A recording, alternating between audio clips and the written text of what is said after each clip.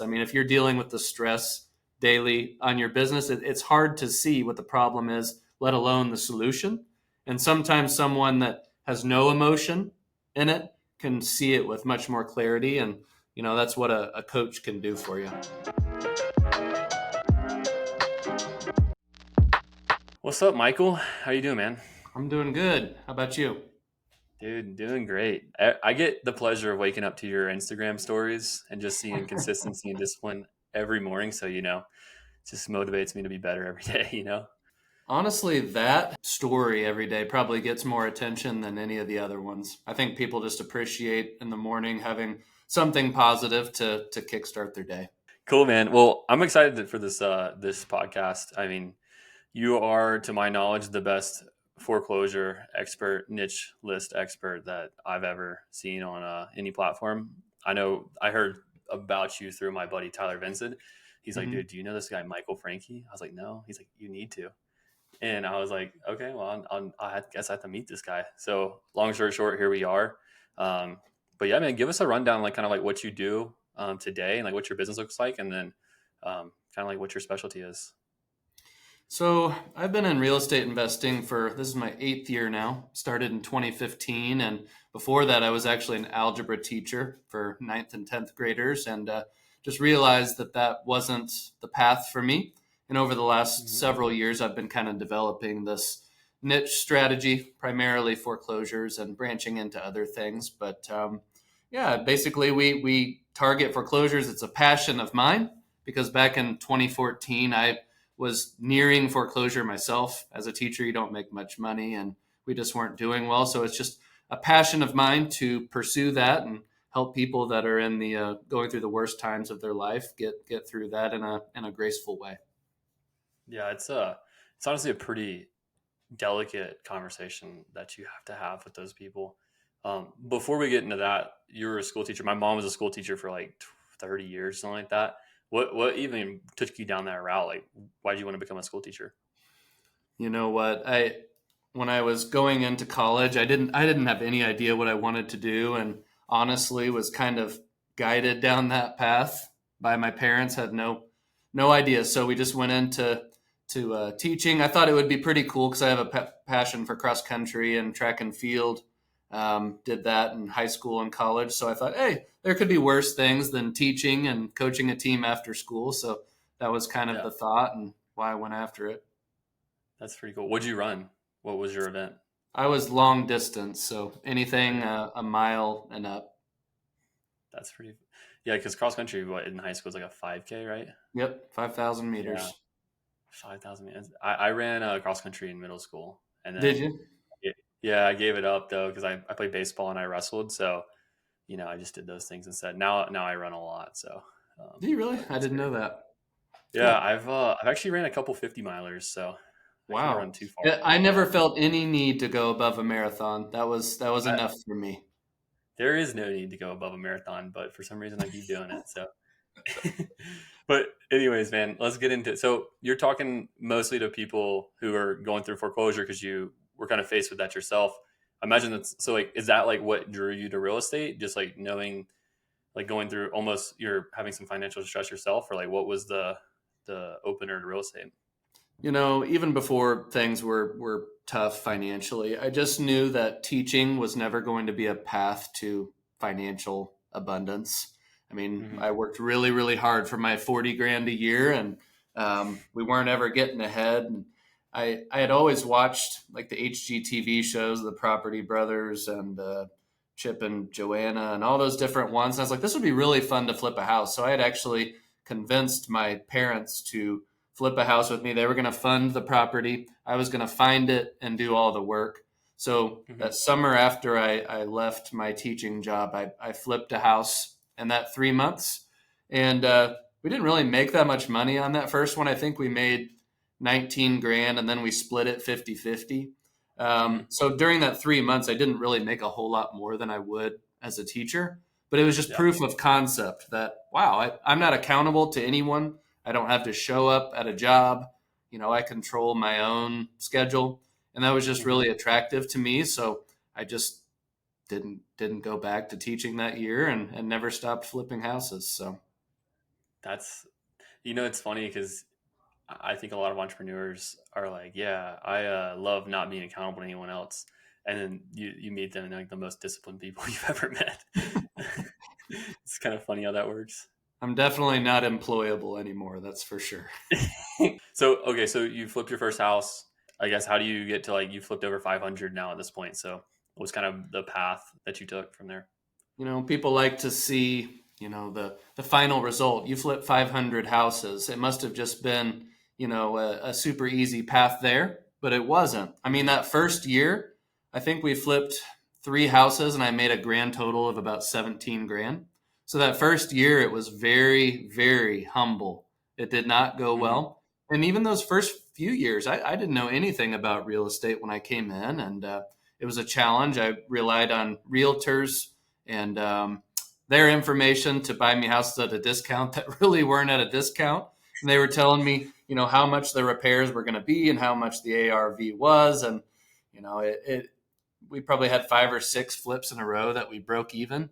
So I took Hmm. my knocks up front, but gradually over time, I learned more and more and finally came into this niche category of pre foreclosures and was able to start, getting a lot of revenue into our company, and that enabled me to hire, a transaction coordinator and other acquisition people into our company, and really build it out to where now I have a whole team, and guys can lock up deals, and I can do cool podcasts like this. It's interesting. So what year did you find like the niche like model?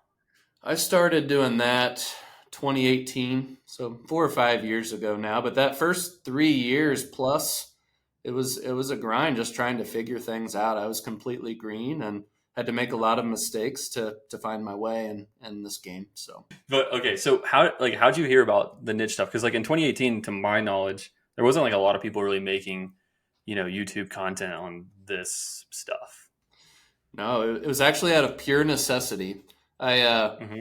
At that point, I was doing 1 to 3 deals a month. I was doing okay, but most of the time I was doing the work myself still, and Hmm. I would find these houses. I'd be working on the house, and then we'd finally sell the house. But I was unemployed again, basically after that. So I didn't have any new leads. It was just that income roller coaster. So there was Hmm. one day I was sitting on my back deck at home, had no leads, no deals, nothing was going on. And to be honest, was kind of pouting, to be honest. And my wife, she stayed home with our first daughter, and she kind of got after me, like, "What are you doing here? Go do something. Go work." So I got on Zillow on my phone and was just kind of hoping to find something, a for sale by owner or something. And I saw a pre foreclosure listing. I had no idea what that was, how it worked, but I noticed it was about a half mile from my house. So I was just like, you Hmm. know what? I've got nothing else going on. I'm just going to walk over there and see what happens. So I went over there and I was nervous as can be walking up to this house because I'd never done it before. Knocked on the door. They answered, and I just said something to the effect of, "Hey, my name's Michael. I noticed online here that you have foreclosure coming up here in a couple of weeks. I just want to come by and see how I could help." And they, surprising to me, opened up a ton and invited me into the house. And we had about a 90-minute conversation about how I could help them out. And at the end of it, they were like, "We like what you had to say. We're just going to kind of pray about it and we'll give you a call tomorrow." So then the next day, they gave me a call. I inked that deal up and I ended up wholesaling it for about a $50,000 profit. And it just kind of unlocked in my mind, the possibility of what you can do when you go direct to motivation.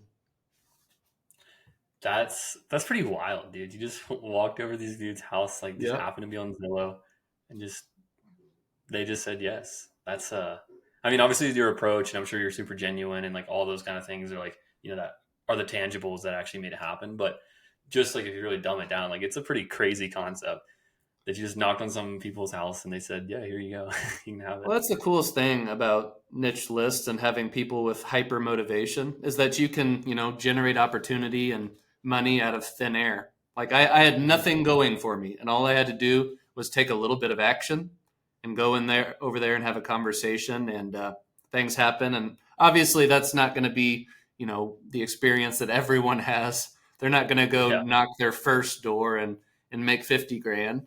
But Mhm. the way I tell it to people is, what if you could get a deal in 100 knocks and you were Mhm. able to make 25 grand on that deal, let's say? Well, every single door that you knock, you're going to make, quite a bit of money.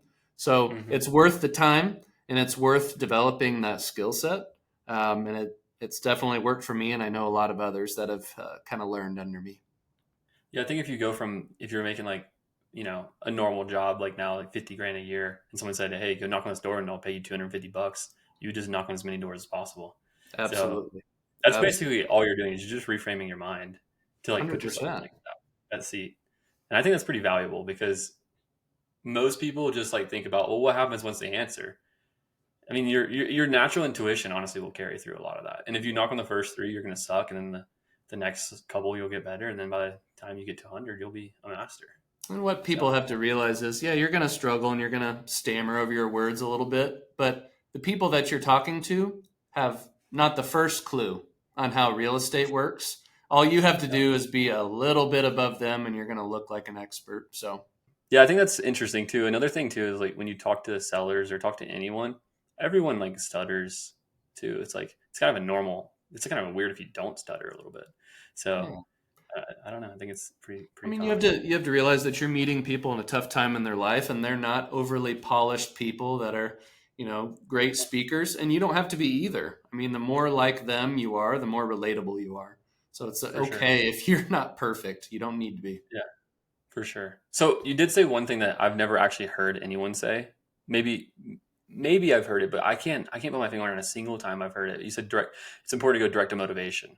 So like Hmm. expand on that a little So there's obviously, the direct to seller marketing that we all do. We send out postcards and have TV commercials and radio spots to where people may respond to you. They might be motivated, they may not. And it works. It works in my business, it works in all of our businesses. But when I was a lone wolf entrepreneur that had no one on their team, I really had to think about how to leverage my time. And at that point, I couldn't afford those types of more expensive marketing. So I had to figure out, well, I would like to find people that are always motivated, that would always like to talk to me. So I started thinking about, well, there's people in pre foreclosures, divorce, probate, eviction, water shut bit. off. Where are all the sources of people that are more likely to want to talk to me than perhaps someone I sent a postcard to? So I just kind of Hmm. deemed the direct to motivation as kind of my way of doing things to give me a better shot of having opportunities each day. Yeah, I like that. I think a lot of people, because especially with like SMS and cold call, how it's like so cheap when people like first get into to real estate, into wholesaling. Like that's what we did. SMS has been a great channel for a long time for us, but Right. you get clogged up with a ton of crap leads. Like, you got to call literally 100 people who say yes. Like, is how many people you have to call in order to get an actual deal, which is like way more than you call 5 or 10 people probably on your list and you get a deal. Yeah, it's just one of those things where it leverages your time, and a lot of us we're not. I mean, I'm super blessed to have a team behind me, but you can't start that way, and you just have to think Hmm. about how can I use every hour to make the most amount that I can, and can you get deals through SMS and cold calling? Absolutely, I absolutely crushed it with that for years, but there comes Hmm. a point where it's like it is difficult now, and you're going to have to figure out how to find those sellers that really want to use your services and not have to fight through all the carrier issues like on SMS now. So I just Yeah, decided not to play that game a few years ago, even though SMS generated many deals for us over the years. for sure. So outside of foreclosures, because obviously that's like the main bread and butter that almost everyone knows about. Like Pace Mhm. made it pretty popular when he did the whole door knocking stuff with Yep. batch driven and all that kind of other apps and stuff. What is like the best list that's in the niche category, direct motivation category, that you have found outside of foreclosures? So the best list for anyone is the one that they're going to be consistent with. So Hmm. every list works. For me, particularly the pre foreclosures and the probates yield a lot of results. But the reality is that every single one of these lists work. You just have to be consistent with it and do the marketing activities every day, and they will yield contracts for you. Yeah. When you say like consistent and the marketing activities, like what do you mean by that? Well, a lot of people think, hey, I'm going to send out a batch of direct mail, or I'm going to go door knocking one time, or I'm going to make 50 phone calls. And then when it doesn't work, they think, well, it doesn't work for me. Well, the reality Mhm. is you're going to have to put in months, maybe a year of hard work to find your first deal. But if you do enough of the activities, you're going to generate opportunity. And then you get the opportunity to speak with those sellers and you improve your skills. And over time, it takes you less and less time between deals to get these contracts. So you just kind of got to keep after it and improving your skills and expand your time horizon on how long it's going to take to be successful. Yeah. I think that's most people want, and I think it's like, I don't know if you ever fall into the trap, but I definitely know that sometimes I fall into the trap still of like, I wish this would just happen like now. Like, why can't I just have this work like instantly? And then you have to listen to like one Alex Hormozy video, and then you're like, oh, I'm fixed. Yeah, Alex keeps me grounded, and in my company, I have so many wild ideas every time, and I'm trying to get people to implement really fast. And sometimes you just got to slow down and accept that it takes some time to be successful at something. Okay, yeah, and I think that's important. So when you talk about like launching a new marketing channel or maybe like starting a new like campaign to like a new, whether it's a new niche list or new channel, whatever it is, like what's been your experience with what actions you need to take for it to be successful? So on my team, I actually have a number of different ladies that deal with all the back end stuff, all the administrative things that have to happen in order to launch something. And I don't claim to be the details guy. I'm the vision guy. I'm like, this is what I want to happen. Let's go. Let's put it together. But they are often the ones that think through the process and really document what needs to be done for it to be done effectively. So Mhm. sometimes you just kind of have to slow your roll, and instead of just throw something out there that ends up being garbage, just like really think it through. And that doesn't mean it needs to take you a long, long time to execute. I like to execute Mhm. quick, but really think through the details and what's going to set you apart and make sure that what you're sending out or what you're doing is effective. Yeah. Your relationship with these, I guess, like, maybe they're like back end people, your operations managers or whatever other titles are. What's like do you just like, is it just a straight handoff and like, hey, here's the play, here's the ball, go run with it? Or is it more of like, hey, let's game plan this out? What's the step by step? Like, how do you like put your vision and like get it to them and like help them actually make it happen? Well, the easiest way to get your vision to be implemented is to hire the right way. I mean, you Hmm. really have to hire really smart people that don't need handholding and that can take Yep. a problem and really think through it themselves. So I obviously can cast my vision and keep re showing them what I'm wanting, but Hmm. hiring the right people is really the best thing. And sometimes those people are so much better at that role and more efficient that they can think of things that's better than I would have thought of. Yeah. So really, that's not the answer that you wanted, but hiring I mean, is, it's, is it's the really right, it's, really the strength of your team yields the strength of your results. So it's the right answer though, because we didn't have the right people in our team for a certain point. Like we got stuck around like 2 million a year, and it was like, oh my god, like I can't believe we can't make anything happen. But it's because all the weight of the improvement of the company is on your shoulders. How many people do you hire until you figured out like actually what really good talent looked like? well, it's funny. The first person I ever hired was an acquisition guy, and Uh they huh. approached me. I did not follow any of the normal hiring procedures, and it worked Hmm. out great. So I just assumed, Yeah. wow, I am the best hirer known to man. Well, then I used the same strategy for a few more hires, and it did not go so well. Um, Yeah. so Like then we had everyone, to come on. develop, the whole strategy of how we get applications in and how we process those, and do we do a personality test, and do we do a cognitive test, and all these things to determine if someone's a good fit for you. But it definitely Hmm. takes probably some pain to figure out that you need to build those hiring processes. Yeah. I What's like a from a high level like what is your flow for bringing good people in? I guess like and like when should someone even like decide that they should hire someone too? Whenever you're overwhelmed, you should probably have already hired someone. When I hired, I was wearing every hat in the company, so I was beyond overwhelmed. But kind of the process that we follow is determine, well, first, what is the thing that you hate doing that someone else could perhaps be better at, so you can focus on the things you're really good at, and then decide what that position is. Get a job description prepared, upload that onto whatever site it is that you use, maybe Indeed or something like that. Then on that site, I have some sort of link to a personality test, and see if they're even the right personality for your company. See if they're the type of person that have the same core values. Then I personally want really, really intelligent people in my company. I don't want to have to repeat myself 50 times. I want someone that can think through problems themselves and hopefully solve things before it even gets to me. So I run them through a cognitive test to determine not just how smart they are, but how quickly they learn. That Mm-hmm. way, on the job, I can teach them something and they can run with it. Then we have multiple interviews, with one of those interviews being a skills based test to kind of test, how they would operate out in the field or in the office or dealing with situations. And usually, if they get to that point, there's a handful of people, and one of them will really stick out, Mm-hmm. that you want to hire.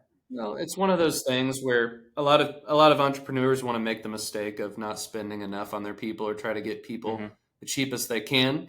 And what they do is hire a bunch of C players that they have to put a ton of attention and time into, and maybe they can elevate them to be a B minus Mm-hmm. or a B player.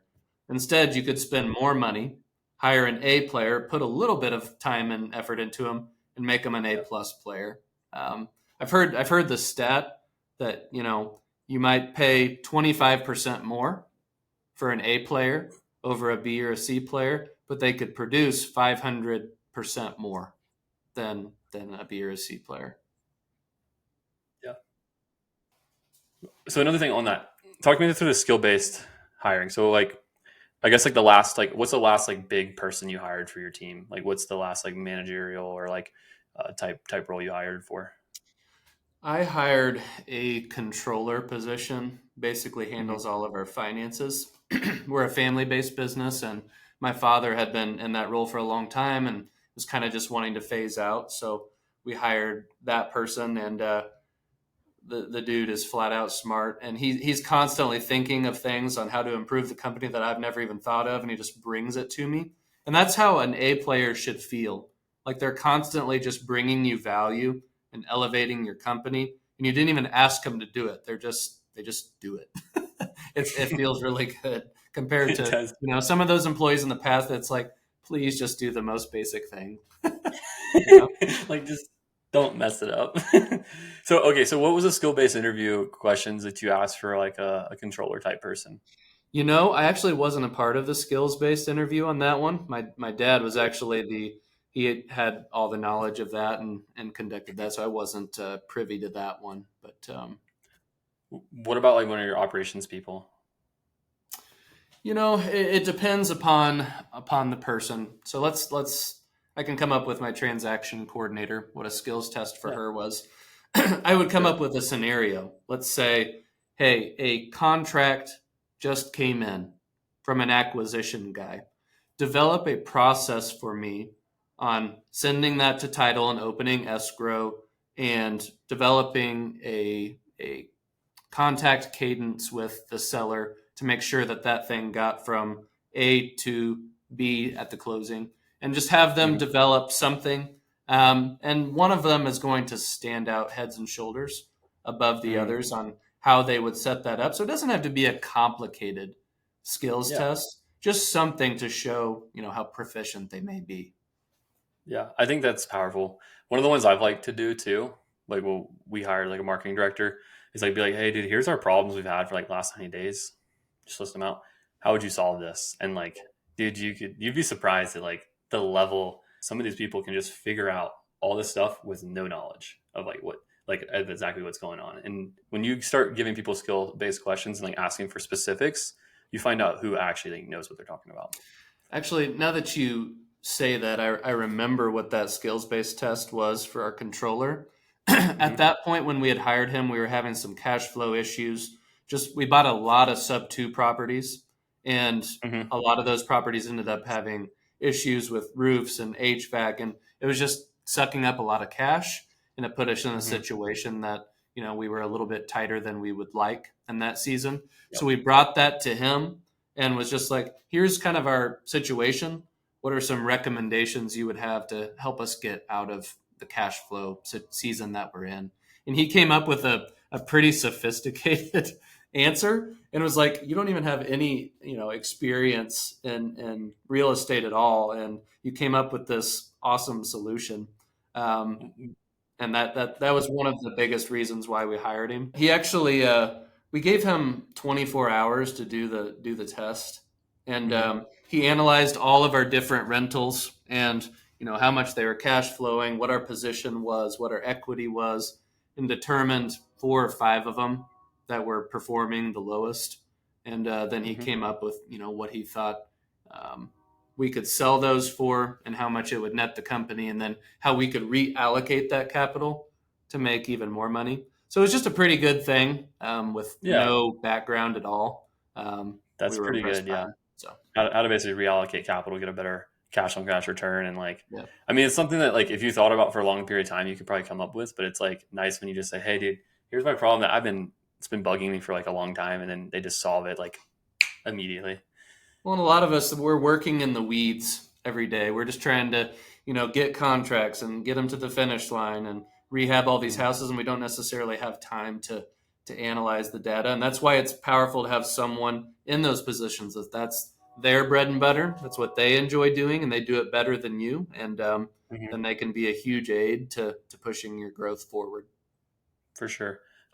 And so this is a belief I kind of have sometimes too, is I feel like it's easier to grow someone else's business than it is to grow your own Hmm, sometimes because you're so close to it and like you know too much, fair, like you have too much context. fair. What's your thought on like coaching? Like, do you have coaches? What's you in your relationship with like that kind of with coaches and education? So coaching is probably my favorite thing in the world. I coached cross country and track for many years, so I can see what you're saying to where I could see what the problem with my athlete was. It was Hmm. blatantly obvious to me, but they couldn't see it themselves, even though they Yep. were themselves. It's the same thing in your business. I mean, if you're dealing with the stress daily on your business, it's hard to see what the problem is, let alone the solution. And sometimes someone that has no emotion in it can see it with much more clarity. And, that's what a coach can do for you.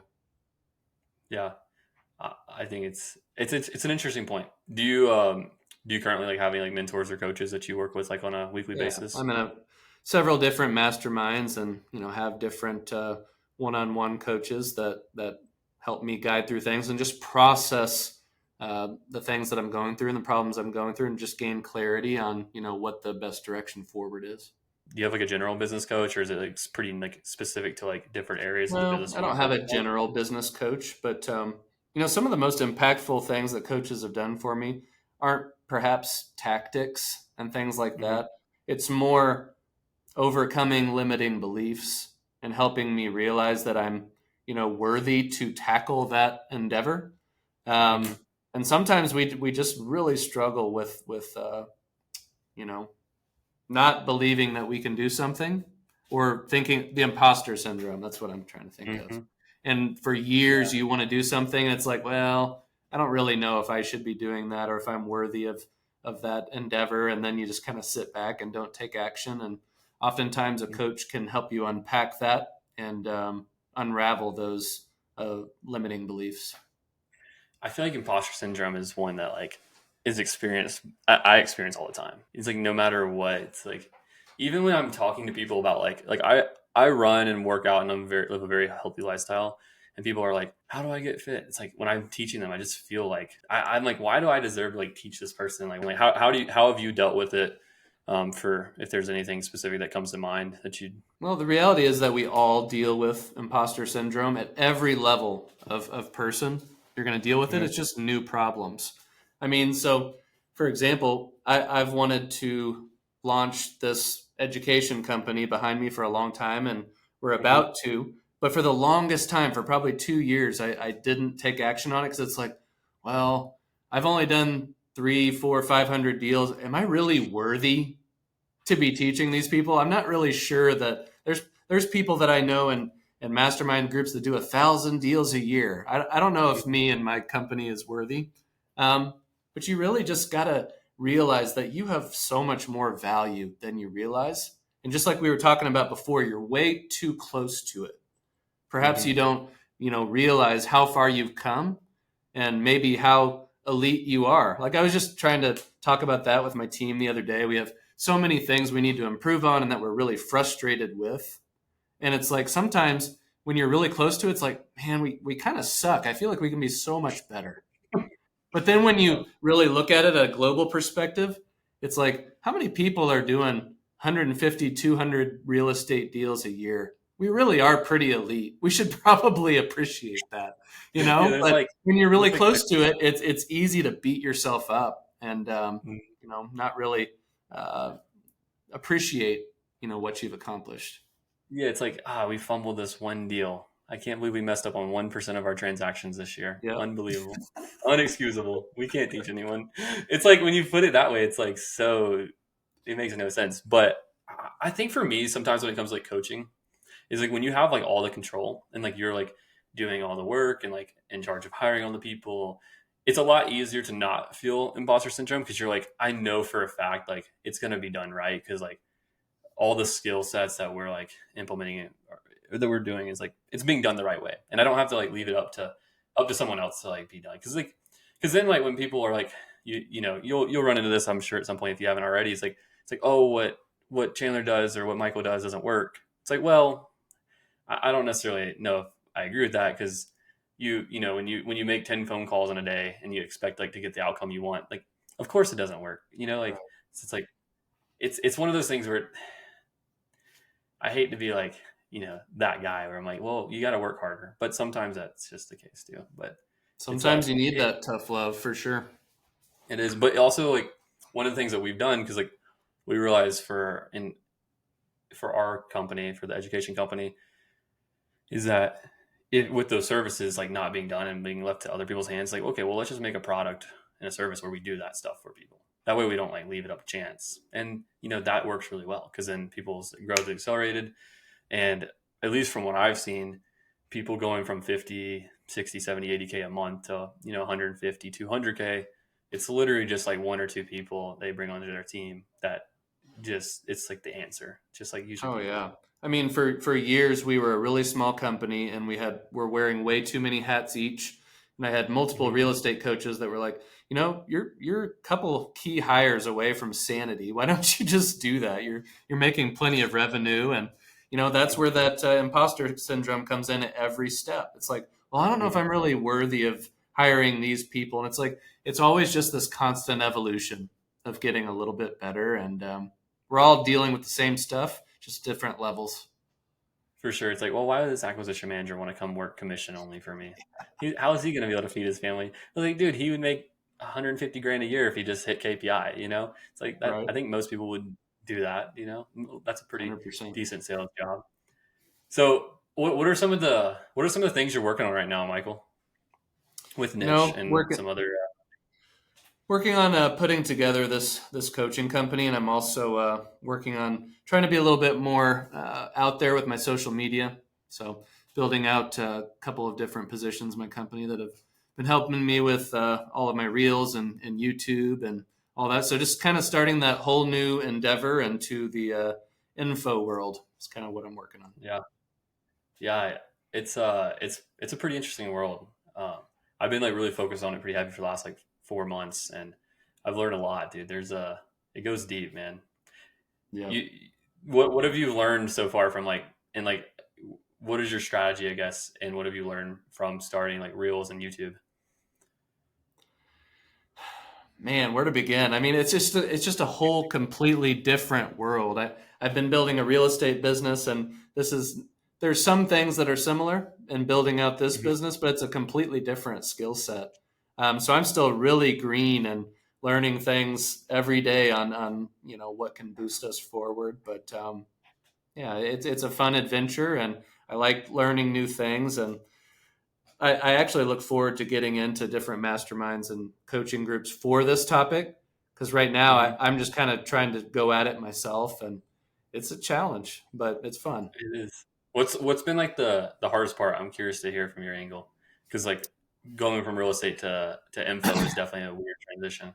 Well, I'd say the most difficult part is figuring out how to, generate content at scale and be Hmm. organized and really have that business be humming along just like real estate.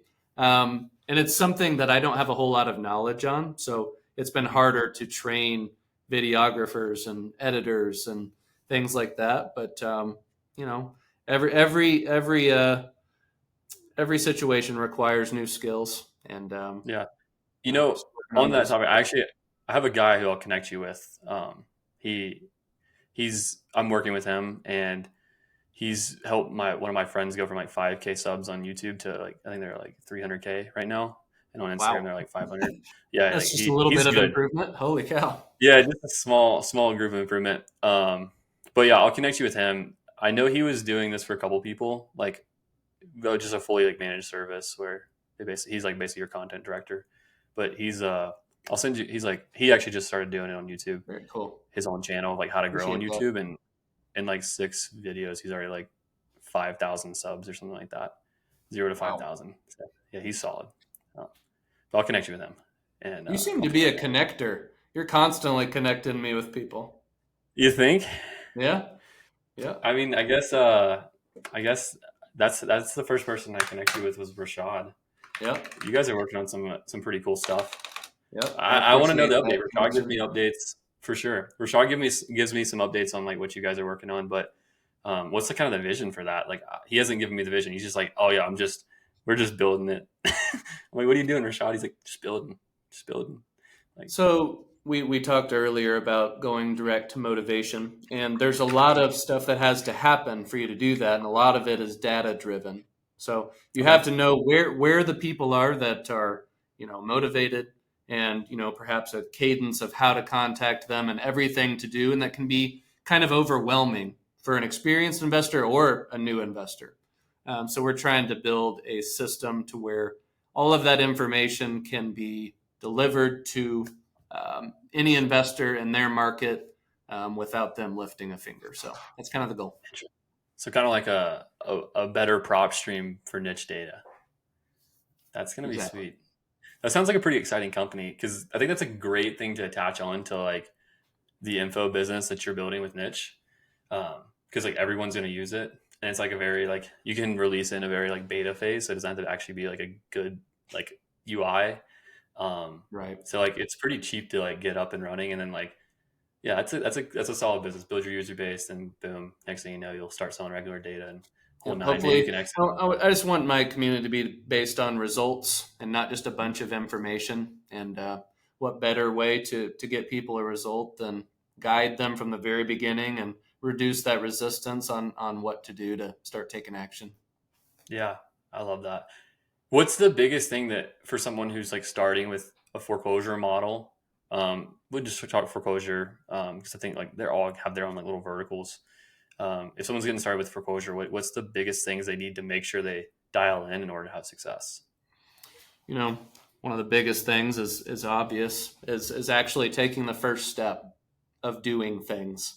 Like when I started, I was sitting wondering what I was going to do, and then I went and took action and knocked a door, and something happened.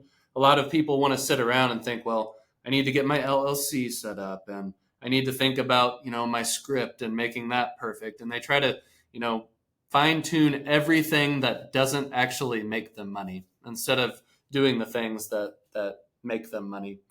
So if I could just get people to take consistent action, I know that's the kind of simplistic answer, but there's so many Hmm. people that struggle with that. That's kind of what I'm hoping to beat out of them is to take away any of that resistance of stuff that Hmm. you have to do up front and give you no other excuse than hey, you got to go out and start doing some stuff. But The only thing you got to do after make some that, calls. it's building a solid team around you. Buying houses out of foreclosures not easy, but it takes a really fast title company and skills to be able to speak to foreclosure attorneys and lenders that can lend money at the drop of a hat. So you got to have a whole ecosystem of people that can assist you. I mean, doing pre-foreclosure is a team sport. So developing Mm-hmm. that team around you to enable you to be successful, it's important. Yeah. Okay. This is one thing I love seeing on your stories is whenever you post a story and it's like stop to foreclosure, like an hour before the auction or something like that. Okay. This is crazy to me because it's not easy. And these banks like don't care at all. Like they're bloodthirsty. So like, how does the conversation go? Like, I'm sure like, some get lost here and there as much as like it sucks. Like what's the process? Like, how do you like convince these people to basically like release the auction date? So I'm blessed enough now to not have to get those auctions stopped anymore. Fortunately, my title company does it now for me. But for years, I was the person on the phone, kind of getting these situations resolved. So you Mm-hmm. have to get a third party authorization to be able to speak to the seller's lender. And then when you speak to the lender, you're giving them purchase agreement, kind of a letter of intent that says, hey, look, we're trying to buy this house, help this person out that's in a bad situation. All we need is a little bit more time to be able to close on this property and get them the equity that they need. So you have that. You'd have a proof of funds, perhaps a bare bones HUD from your title company to be able to supply to the lender. And you're just Mm-hmm. banging those phones because they will say no over and over, or it's not possible. But if you keep elevating through, the different tiers of management, eventually you Mm-hmm. can get to a person that's a decision maker. And it's definitely one of those things that takes persistence. And you really have to Mm-hmm. have a passion for people because it's not the easiest thing in the world to accomplish. So if you're all in it for yourself and you're not in it for the seller to some extent, it's easy to give up. But a lot of it takes just banging the phones. But now I currently have a title company where the owner used to be a foreclosure attorney and has Okay. relationships with all those different lenders, and he can do it all for me. So one of the most high leverage things you can do is not settle on the quality of your title company. Mine does everything for me. That guy's made me an obscene amount of money from the stuff that he does. So Yeah, and I imagine just paying him a couple extra $100 per transaction or something like not crazy. That's pretty well, and nice. for him, it's So easy. It's just a matter of yeah. making a few calls, like, "Hey, cigar smoking buddy, I got a buyer over here for this house. Can we put off the sale for a couple weeks so we can get this done?" And he makes my life really easy. But that That's all. that relationship actually came from wanting to buy houses sub two. No one in Mm-hmm. Kansas City, no other title company would close it. So I simply typed in title companies that accept sub two transactions and came Mm-hmm. across him and had a conversation with him about how many foreclosures he's done over the years, and that's kind of a passion of his. So doing simple Google search has enabled me to have a wonderful contact, and I imagine there's people that are similar to that in each market that just have more experience with that type of transaction. Yeah, I wonder. Like, my mind was going towards like just searching up foreclosure attorneys and just like asking them if they knew anyone who Oh, basically has any absolutely, ends. Because absolutely. we had a deal that this was like 2.5 years ago or so, and this guy was like basically, long story short, he had like a living trust with like his like ex or whatever that died and left in the house. Long story short, they would not release payoff forever. Hmm. The escrow company we were using, so we use attorneys in Georgia, was like, oh yeah, I know, like we were trying for like a month to get this payoff. And he's like, oh yeah, I know the guy who like is like a VP of whatever at Ameris Bank.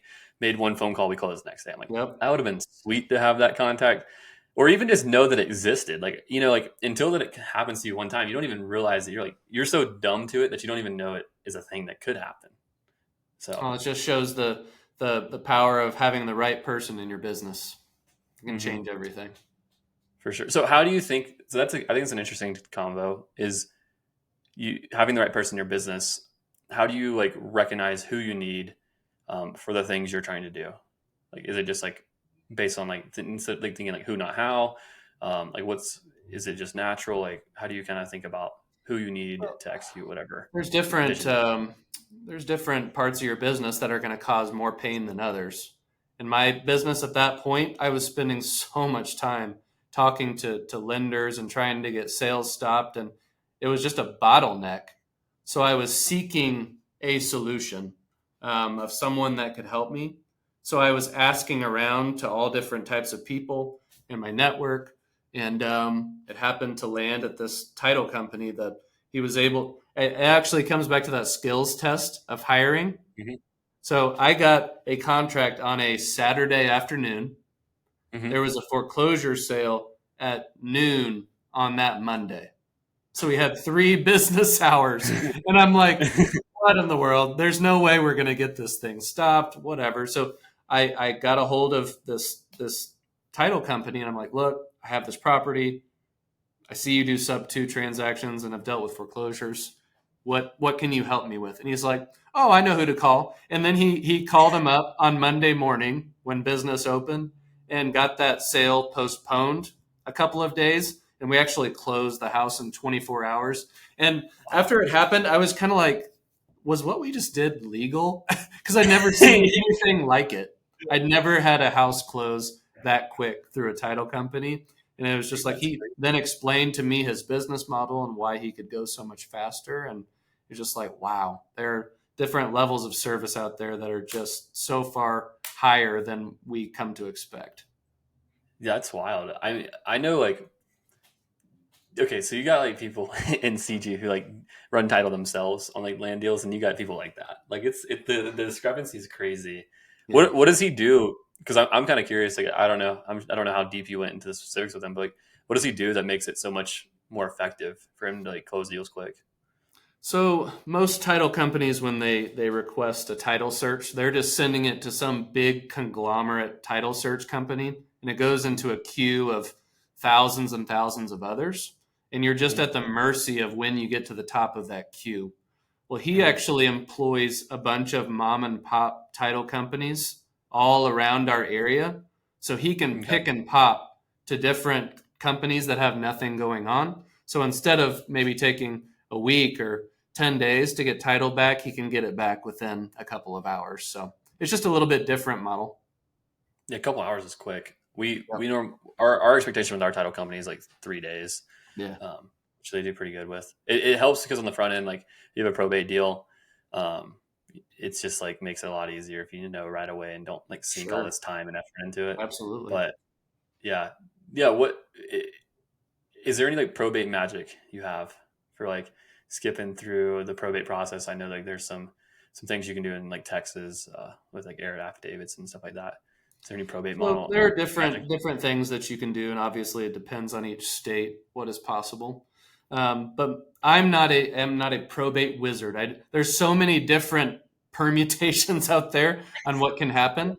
You just need to have that probate contact that you can Hmm. give a ring and say, "Hey, look, here's the scenario. What is it that I need to get done?" And they'll say, oh, you need an affidavit of heirship, or you need to do this or that. And then you can be a very valuable resource for your seller. And then over time, you see enough of these scenarios to where it's like, okay, this is the same one as that one we did before. This is what needs to happen. And just over time, you gain more wisdom about how to handle probate situations. For sure. Like I think a lot of people probably listening will be thinking, oh, Michael seems to just only rely on other people to solve problems. But I think that's like actually like the thing that you should take as a hint. Be like, hey, if you don't know No, how to do something, I just have a call me. superstar. I have a superstar for each thing in our process. Yeah. I'm just the guy that builds the machine to find deals, and then it's like, hey, if there's a seller that needs to file bankruptcy, I have a bankruptcy guy. If they want to do a loan modification, I have a loan modification guy.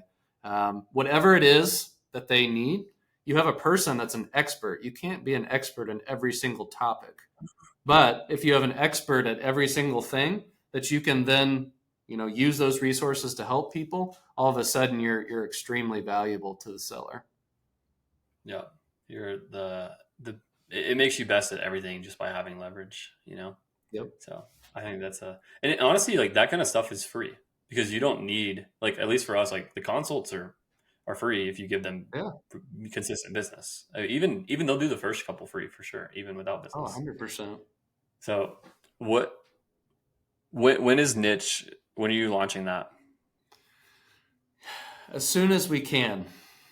As Yeah. soon as we can, hopefully in the next few months. Like we were talking about earlier, this is a brand new space and it takes a while to build a business to where when you launch it, it goes smoothly for everyone. So we're just trying to do Yeah. it right the first time. And for now, just trying to put out valuable content, and hopefully that can provide people some value in the meantime.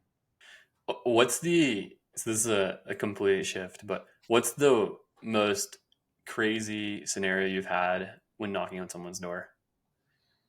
Hmm. There was one. We didn't end up locking up this deal, but it was a crazy scenario. I knocked on the door, and the guy opened it, and he was just completely naked, standing there, and just didn't see an issue with it at all.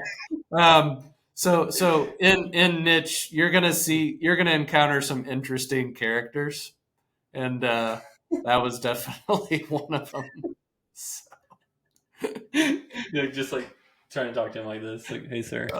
Somehow we ended up having a couple-minute conversation, and the guy was naked. It's an interesting deal there. Yeah, that's a crazy one. My eyes can't unsee that. Okay, another question, because I think this is one that I'm interested in knowing too. Because I think a lot of people ask is the sales guy who's like, "I want to come work for you and then start my own business," and like you obviously just had a guy who did that. What's your percept? How do you guys handle that? That was really hurtful at the time because he was one of my Mm-hmm. best friends, and it still kind of stings, but we've moved past it. Mm-hmm. But what I realized afterwards is that I did not go through the normal hiring process with him to figure out, you know, are you a match for our company? Do you align with core values? Where do you see yourself in the next 5 to 10 years? And really unpack everything about him. And if I had done that, I probably would have realized that, he was a true entrepreneur. He wanted Mm-hmm. to do his own business. And do I regret it? Not at all. We did Yeah. we did a lot of deals together and made each other a lot of money. But before I hire acquisition people, I am a little bit more careful now to make sure it's like I'm really looking for people that are going to be here for the long haul, that really buy into the Mm-hmm. vision of this company and want to drive that forward. If you're someone that kind of wants to just come here and land for a year and take off, we're probably not a fit. And I'm Mm-hmm. pretty upfront about that, and that weeds people out for the good and the worst. So if they say Mm-hmm. that they're going to move on, great. I don't have to mess with it. And but you will have the Mm-hmm. people that are just like, yeah, I just want a good team that I can work with for the next 5 or 10 years, and this would be a good place. So we are a little bit more picky on that now than we used to Yeah. be. I think once you become a little bit bigger, um, it's kind of, you don't want to hire those people when you're like got like one or two sales guys. It's a little bit different because you're like, oh yeah, dude, come on, like give me a year and then that's all I ask for. Yeah. Um, we did find a lot of the people who actually we did that with ended up staying because of the culture. What I'm assuming that you have a pretty standout culture and like everyone, you've said it like 7 or 8 times that like you need to make sure they're a culture fit and they're going to fit into the company, all that kind of stuff with core values. How do you build culture for your business? That is a different skill set entirely than learning how to do real estate, is learning how to be a leader. I don't Mm-hmm. claim to be the best leader or even close, but it's something that I'm just trying to get 1% better a day. And hopefully over time, I become the leader that attracts really good people and can build a vision that's really compelling, and that leaders or that, culture starts to build over time. But it's not easy. I Mm-hmm. won't lie. Yeah, It's something that you got to fight for every day and hold on to your core values and make sure that the team does the same. So that is a yeah, never ending battle. yeah. It's you're facing like some really like, I kind of think of it in the same way as like a sales call. It's like in sales call, you don't have to do the most of the call right. You just have to do the critical moments right in order to like have success in the call. Hmm. But with culture, it's kind of the same thing. It's like you got to make sure you live culture every day. But when it's not that often that something goes against your culture, against your core values, and it's like, how do you handle that situation? That's like what's challenging, in my opinion, because you have an A player who does something that's not in alignment with the actual company. That's when it becomes difficult because you're like, well, this person makes me millions of dollars a year. Do I want to like potentially fire them? Fortunately, in the few situations that there was someone that violated core values, they actually weeded themselves out by themselves pretty quickly. I have Mm-hmm. not had to deal with that situation to where they really want to stay, they want to be on the team, but they're violating core values, and that is a tough dilemma when you're making that much money. But oftentimes, when people are violating core values, the rest of the team is going to feel that, and it's going to start impacting their performance. Mm-hmm.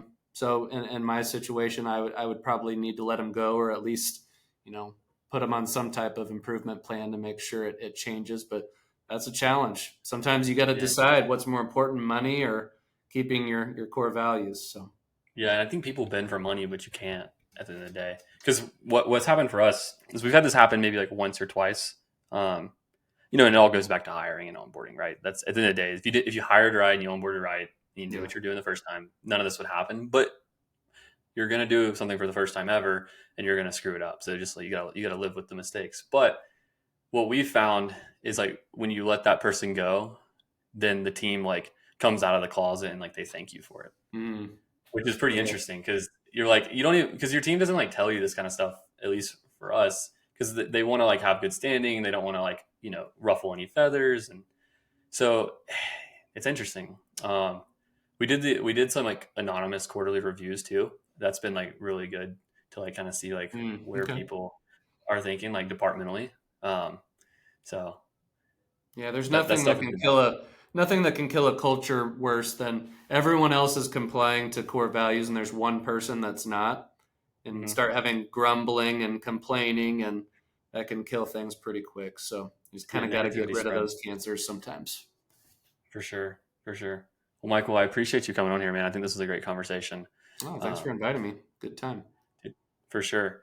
Do you have anything you'd want to leave the listeners with after our conversation? The market is definitely changing a little bit. It's getting a little bit tighter, perhaps for some of us, a little bit harder to find deals. So if you really want to add a bolt-on onto your business, figure out how to go direct to motivation, and speak to those sellers with more motivation than most lead sources. Feel free to check me out on Instagram, Michael_Frankie, and happy to connect with you. Yeah, I'd say if you're going to consume any content before you get out of bed, just go watch Michael Frankie's story. It'll make you get out of bed. Well, Michael, this is great, man. I appreciate having you, and I'll look forward to talking to you soon. Awesome, man. Thanks for having me.